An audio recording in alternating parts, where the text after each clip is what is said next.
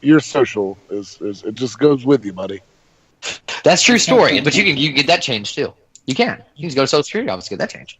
Hell, they freaking took money out of my damn taxes for a goddamn gas mask that I lost over in freaking Afghanistan.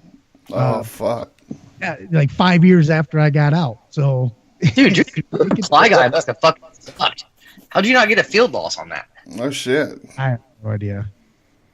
I tried. When the new Midge helmets came out, I still had an old K-Pod because I had missed an RFI appointment, and so I saw the old K-Pod. So I wanted the new Midge. So what I did was I ran over that bitch with a 5-ton. my guy, I said, brother, I don't know what the fuck happened to this thing, but dude, went right back in the office, comes out, gives me a new one. I got the one I wanted. That was fucking awesome. See, that's what I'm saying. With a good supply guy, you could field loss anything. All you have to do is get creative. Yeah. We had a guy try to field loss an M16 by running it over with a track vehicle. Nice. That is fucking awesome. Well. I'm sure he got Article 15 for that, huh? Oh yeah. Oops. Field grade? Field grade, and he was trying to claim conscientious objector as well, so they stuck him in a tower on guard duty. Oh, dude. We had one of those, right? And this guy went as far, and I'll go ahead and call him out because he's a douchebag. This dude's name was Chica, right? Specialist Chica. And he was from somewhere, overseas. I mean, he didn't look Middle Eastern. He looked more like Hindu, more Indian type. You know what I mean? Mixed with something, but he didn't look Muslim. But he claimed during Ramadan that he followed Islam and he had to celebrate Ramadan. He could not do guard duty, but he was never Muslim before he had guard duty. And he got guard duty. So he comes in there, and at this time, like I said, for a very short time, the Army lost its mind and decided that I should be my unit prevention NCO. For my unit, which was fucking stupid. Don't ever, at that point in my life, you did not want to send me someone suicidal. I'm gonna fuck with you. Dude, here's a ladder, here's a rope, here's a gun. Just do it. Yeah. Just do it, bro. I'm gonna sit here, I'm gonna make some coffee, I'm gonna be right back. If hey, don't start without me, but I'll be right back. But that's really how I was. That was my mentality. And so, this guy, I figured out it was just because of guard duty, he wanted to be a douchebag. So we went in there and we put him on suicide watch down in the TOC. And I mean, I took everything, bro. Laces from his boots, elastic from his underwear, everything. There was nothing he could have hurt himself with because I had to watch this douchebag for fucking like 12 hours. It's gay as fuck. I'm telling you, dude, it sucked. But that whole time, I was just with, like, hey, bro, here's a ladder. Go. Here's some rope. And I gave him an M4. I took the firing pin, of course. But I gave him an M4, 30-round magazine. There you go, brother. All right. Now, with all this stuff, I'm going to get the camera out. And let's just see what happens. Let's just explore. I was not the UPL the next day, but it was a great experience. It was. Well, that, and I always felt bad for the guys because they'd come back. And granted, you've been in the military long enough, man. You know what the drug tests are. All you gotta do is kind of read between the lines. But I'd see everyone go home for block leave for 30 days, come back. Hey, Sarge, you know what that piss test is? I'm about to fuck that shit up. I'm just like, fuck, bro. All right, man. You should probably go to sick call on Wednesday. Know what I mean? You should probably just go to sick call. Stay there all day. But we'll hit you next go around. But I try to help them out. I would, if they were honest, I'd try to help them out. And they didn't care for that. Being in that position. But no, I mean, I did. I tried to help them out, but I had way too much with the suicide. I had way too much fun with it. I really enjoyed it, so they took it from me. Just like the military, you start enjoying yourself, they take it from me. Wow, you guys, I don't know about that because our drug test, if they missed you during the day, they'd come to your damn house or your barracks room to get you right there. Well, that's if you're doing 100%. Yeah. Yeah, if you're doing a 10%, a monthly, know what I mean? You can get out of those, and even for what it's like I did this for two guys. They came to me, they told me they were hot. So what I did is when I populated the roster for the drug test for the 100%, I just left their name off of it, and they were in my squad. So, I just went through, checked off. Everybody said we were good. Paperwork matched for the test. So no one knew because I was the one that handled the test. So that's the way I did it. Now, don't get me wrong, I didn't do it a lot. I did it for 2 guys that were honest that came back and said, I think one of them said that it was their anniversary the weekend before, and he had done, him and his wife had taken some Molly or something, and just had a fun night. And so I just told him, I was like, well, I don't think that's still in your system, being it's out of you in 3 days. But if you're telling me you did it last night, you probably don't need to be on this test. So I'll just hit you next time. You know what I mean? Next, freaking next week you're pissing, but that guy was pot. And he was a bigger guy too, so I knew it was going to be in him for a while. So I told him I hit him back in 3 days. But it was never for anything big. Now, a funny one though, I did have a guy. This is, you get one of those tall, goofy-looking dudes in your unit, and they're kind of the goofy ones. All they do is play like World of Warcraft and stuff when they're off work, and they don't really socialize much. So we had a guy like this, and his name was Jonathan. I'm not gonna throw out his last name, but he popped hot for cocaine, and I'm sitting here looking at this kid. And I've known him, since right when he got out of basic and got to the unit. We were his first duty station, his first unit, and I just never suspected this guy doing anything. I didn't even think he drank. And so I have to call him in the first sergeant's office. I'm like, hey, brother, I need you to come up here real quick. Brought him up there. Hey, man, well, according to this, you popped hot for cocaine, brother. What's going on? You know what? You just have a crazy weekend? Like, because I don't think I saw you leave the barracks. And he was just like, oh, Sarge, that's impossible. It's impossible, Sergeant. I can't. First sergeant looked at him. He goes, man, look. It's on the paperwork. You don't lie. You popped hot for cocaine. Are you on any medication or anything? What would cause this? He goes, well, it can't be cocaine. First sergeant, I did crack. Yep. That's great.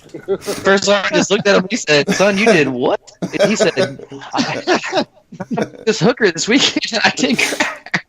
He's like, I didn't know we were having a drug test. But we just, dude, it's that moment where like you and first sergeant look at each other and you're both trying so fucking hard not to die out laughing like you fucking dumbass. You know what you just did? But you just never expected it out of the guy either. So it was really like, it was almost funny as fuck, but it was shocking. It's like, really, bro? How's this can happen? Yeah, you could have been cocaine first. I already crack. What? And you're dumb enough to know? All right. Well, son, pack your bags. You're going home. Smoke all the crack you want. I'm telling you, yeah, go ahead. You're going to Fort Couch, brother. Lord. Oh, man. You guys got any other good ones about drug tests? Because those are just funny to me. Yeah, I actually did get slipped. Oh, go ahead. I actually did get slipped something whenever I was in fucking Kansas in one of my drinks. I actually fucking... He got slipped some. Yeah. So I went and took my drug test the next day, called the company, told them what was up. I didn't have to take my drug test Monday. Didn't know there was one, but goddamn good thing. That's one of those incidents where you try and, dudes being honest with you and whatnot. I mean, I had soldiers and whatnot with me, so yeah, kind of scary. It can be. Oh, yeah, tell them if you're going to miss your job or not.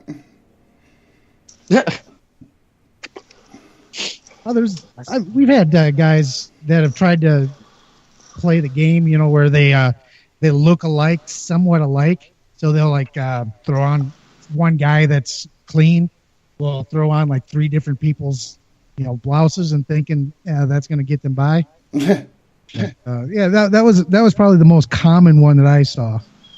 Never seen that. We had the what was that thing called? It was the fake dick one.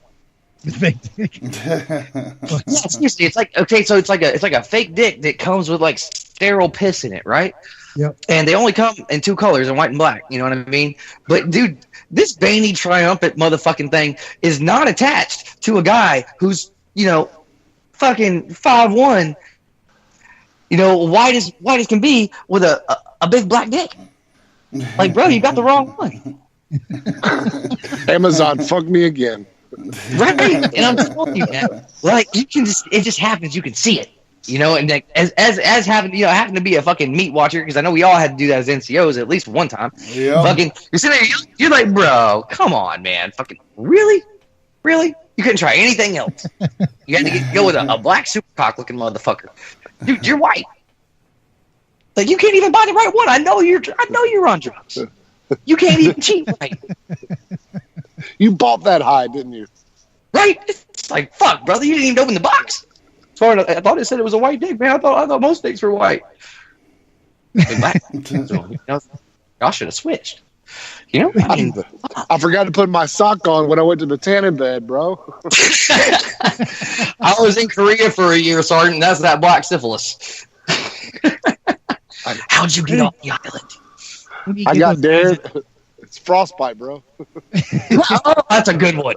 Hey, up here it would work. Up here, that shit would work. Or you get those guys that think you're not going to go in and watch them when, oh man, I can't do this unless I take a shit. Yeah. Dirty ass motherfucker. God damn, you son of a bitch. I hope you're dirty because I want to run your ass over. You know what though? You know what I want to try? I'm really just actually stoked because I want to try this. I think it's been long enough since the comedy special came out that most people have forgotten about it. But if you're getting pulled over drunk, you know you're about to get a DUI. Speed up and run a little bit, pull off the side of the road, kick the driver's side door open, but jump in the passenger seat, put your seatbelt on, just put your hands up on the fucking on the dashboard. Wait for the cop to come up there. What happened, man? I don't know. He was here a minute ago. I didn't want to move. Oh, hell no, I can't drive, brother. I'm drunk as fuck. He just took off running down the ditch. He's down there somewhere, brother. Why are you so out of breath? I've been watching Cops. Hyperventilated. I didn't want you to shoot me. But seriously, though, I want to see if that'll work. I really do. We need video proof of that. Yeah. I'm gonna try. I have friends that are cops, so I'm gonna wait until one of them are working, and I'm gonna see if it'll work. Right. And what's the worst that could happen? They'll either find it funny or they won't. They find it funny, I'm good. They don't. Well, I'm still in the passenger seat. You can't arrest me. It's on dashboard. All right, y'all ready for a commercial break from our sponsors real quick? Yeah? No? Yeah? Nah. Right Let's now, see what they have to say. What'd Ron say? He said, question, if you're in Korea and you get the syphilis and have to stay in Korea, well, Ron, that was not a very well put together fucking question, sir. Way to go interrupting our fucking commercials with that goddamn question. But yes, if you do get the black syphilis, not the normal syphilis, you do have to stay in Korea. With that being said, now let's take a word from the sponsors.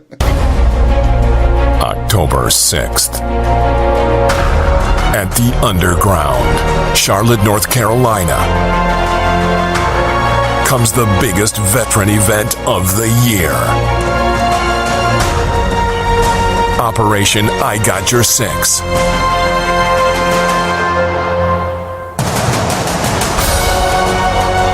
America helping her heroes.